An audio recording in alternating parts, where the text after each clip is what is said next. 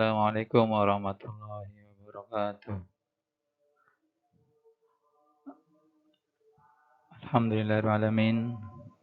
Selamat pagi anak-anak siswa-siswi M Al-Falah Jatirawang. Alhamdulillah pada pagi hari ini kita bisa berjumpa lagi dalam pembelajaran fikih kelas 10. Pada pertemuan kali ini kita akan membahas materi tentang kurban dan akikah, yang mana pelajaran kemarin telah kita bahas mengenai tentang haji dan umroh. Untuk mengawali pertemuan kali ini, marilah kita baca doa bersama dengan harapan mudah-mudahan pembelajaran pada pagi hari ini berjalan dengan lancar dan menghasilkan ilmu yang bermanfaat. Al-Hadinah Al-Fatihah. Bismillahirrahmanirrahim. Alhamdulillahirabbil alamin. Alladzina an'amta 'alaihim ghairil maghdubi 'alaihim waladdallin. Amin.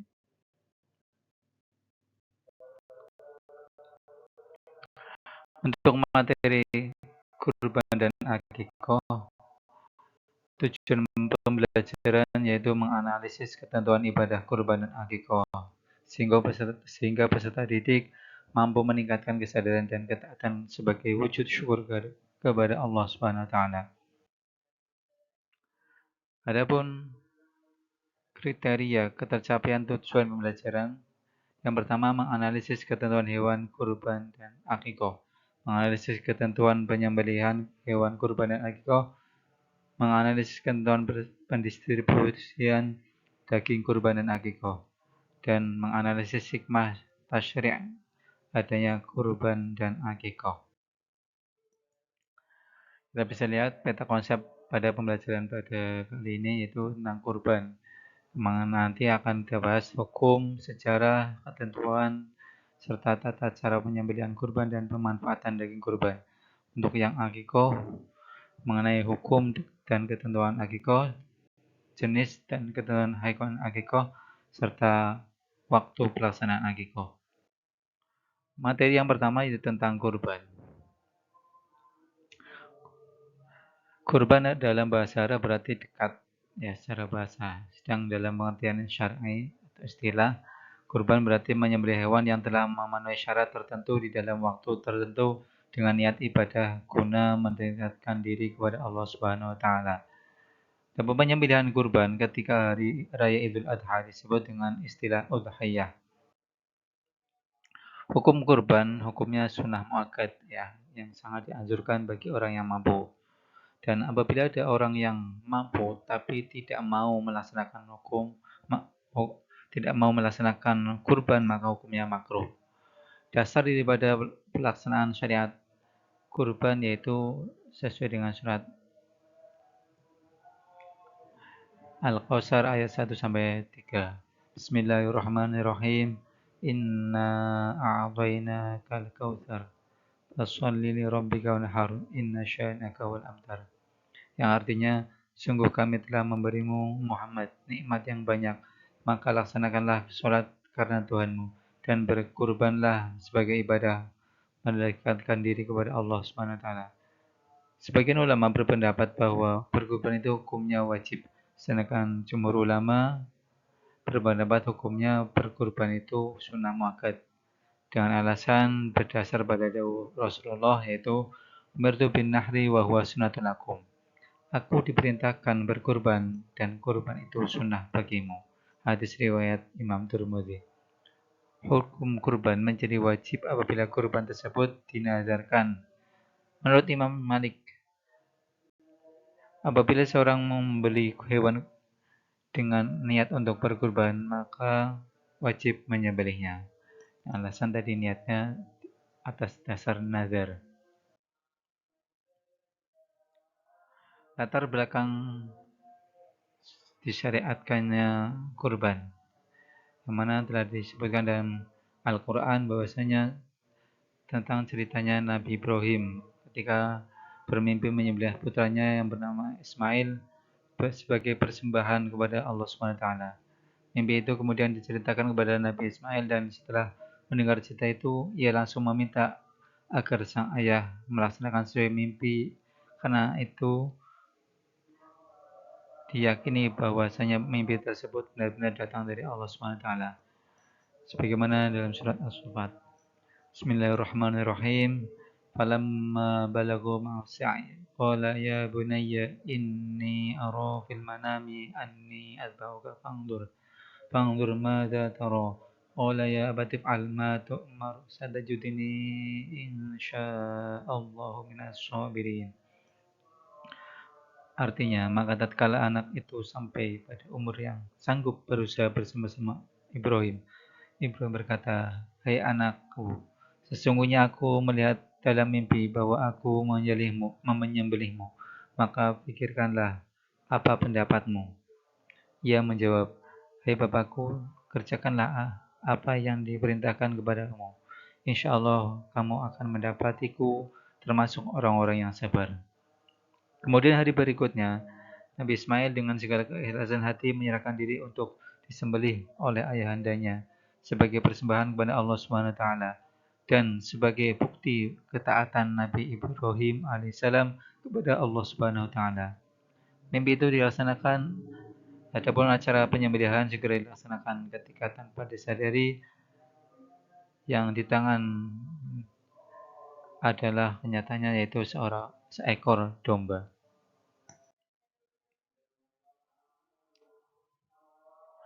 Waktu dan penyembelihan kurban. Ya.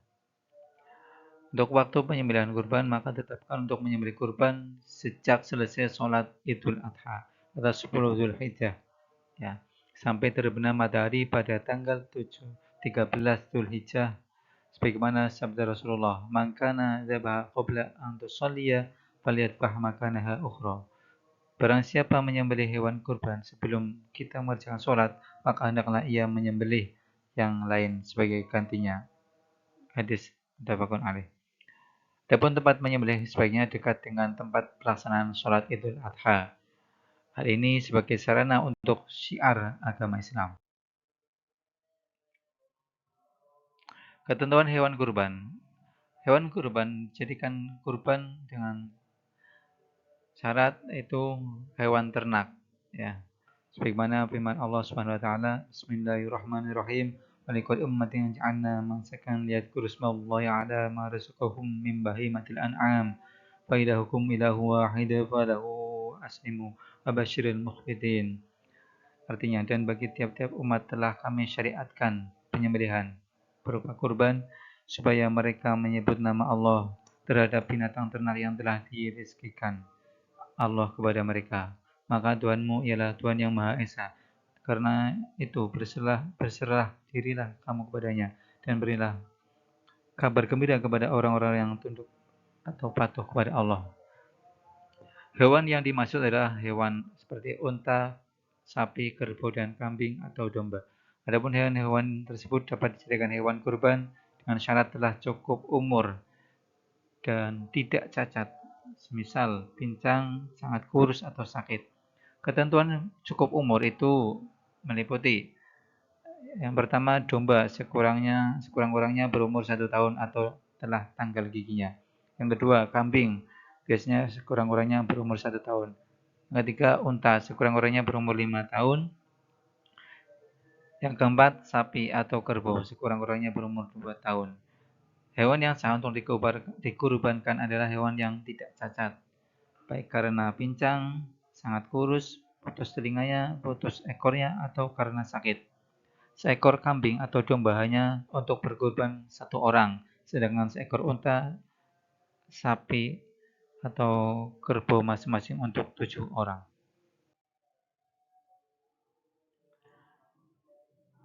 Adapun cara penyembelihan hewan kurban, yang pertama, orang yang akan melaksanakan penyembelihan kurban yaitu berniat memotong hewan kurban. Kemudian binatang dihadapkan ke arah kiblat, menggulingkan hewan ke arah rusuk kirinya, memotong pada pangkal leher serta memotong urat kiri dan kanan leher. Kemudian membaca basmalah, kemudian membaca takbir Allahu Akbar, membaca doa kurban agar diterima Allah Subhanahu wa taala. Allahumma taqabbal min Muhammadin wa ummati Muhammad. Allahumma hadi minka wa ilaika wa taqabbal minni ya karim. Terus yang terakhir, orang yang berkurban menyembelih sendiri. Disarankan menyembelih sendiri, dan jika ia mewakilkan kepada orang lain atau jagal, maka disunahkan hadir ketika acara penyembelihan berlangsung. Kita bisa lihat itu tata cara praktek penyembelihan hewan kurban. Pemanfaatan daging kurban.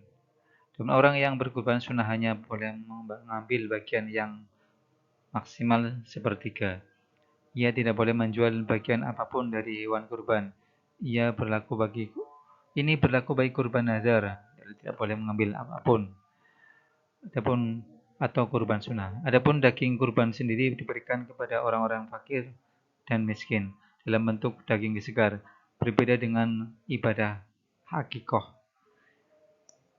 Daging kurban dibagi dalam kondisi daging mentah. Sebagian ulama berpendapat bahwa daging kurban dibagi menjadi 3 bagian, sepertiga untuk orang miskin, sepertiga untuk orang kaya, dan sepertiga untuk orang yang berkurban. Tetapi ibadah kurban yang utama yaitu menyedekahkan semua kecuali memakan sedikit daging itu untuk mendapatkan berkah dari ibadah kurban tersebut. Hikmah dalam melaksanakan ibadah kurban. Hikmah berkurban sebagaimana yang telah disyariatkan Allah Subhanahu wa taala mengandung beberapa hikmah, baik pelaku maupun penerima maupun kepentingan umum. Yang pertama, bagi orang yang berkurban akan menambah kecintaan kepada Allah Subhanahu wa taala, menambah keimanan dan ketakwaan kepada Allah, mewujudkan rasa syukur kepada Allah, mewujudkan tolong-menolong, kasih sayang atau kasih mengasihi, dan rasa solidaritas. Bagi yang menerima daging kurban akan mempunyai hikmah berupa menambah keimanan dan ketakwaan kepada Allah Subhanahu wa taala, bertambah semangat dalam pelaksanaan ibadah.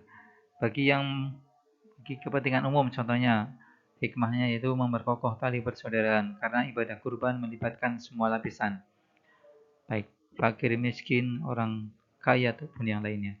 Meningkatkan kesadaran beragama, baik bagi orang yang mampu maupun orang yang kurang mampu. Bab yang selanjutnya tentang akikoh. Pengertian akikoh. Akikoh dari segi bahasa berarti rambut yang tumbuh di kepala bayi. Sedangkan dari segi istilah yaitu binatang yang disembelih pada saat hari ke-7 atau kelipatan 7 dari kelahiran bayi disertai mencukur rambut, memberi nama pada anak yang baru dilahirkan. Adapun hukum akikoh yaitu sunnah bagi orang tua atau orang yang mempunyai kewajiban menanggung nafkah hidup si anak tersebut. Sebagaimana sabda Rasulullah SAW, kullu hulamin murtahinun bi aqiqati tudbahu anhu yawma sabi'ihi yukhlaqu wa yusam.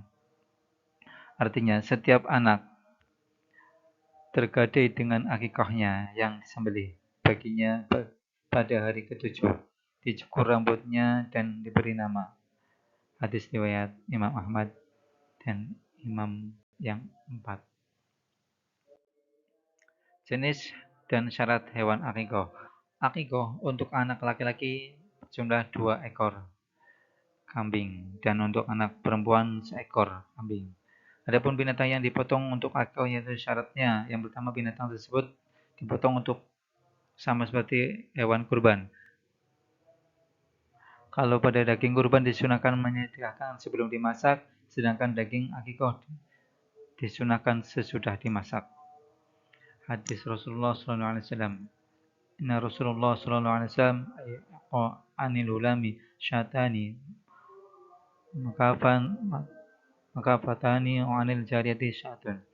Bahwa Rasulullah SAW memerintahkan orang-orang agar menyembelih akikah untuk anak laki-laki 2 ekor kambing yang umurnya sama, dan untuk anak perempuan 1 ekor kambing.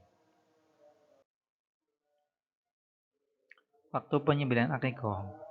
Penyembelihan akikah dilakukan pada hari ke-7 dari kelahiran anak.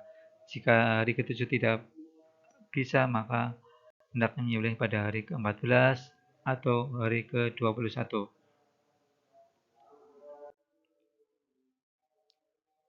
Hikmah dalam disyariatkannya akikah. Yang pertama, merupakan wujud syukur kepada Allah Subhanahu wa taala atas segala rahmat dan karunia yang telah dilimpahkan padanya. Yang selanjutnya, menambah rasa cinta kepada anak dari orang tua. Ya, karena anak merasa telah diperhatikan dan disyukuri kehadirannya di dunia ini. Dan bagi orang tua merupakan bukti keimanan kepada Allah Subhanahu wa taala. Yang terakhir, mewujudkan hubungan yang baik dengan tetangga dan sanak saudara yang ikut merasakan gembira dengan lahirnya seorang anak karena mereka mendapatkan bagian dari akikah. Demikian pembelajaran pada pertemuan kali ini. Mudah-mudahan akan membawa manfaat bagi kita semuanya. Mari kita tutup pada pembelajaran pada kali ini dengan bacaan hamdalah bersama. Alhamdulillahirrahmanirrahim. Sekian dan terima kasih. Wassalamualaikum warahmatullahi wabarakatuh.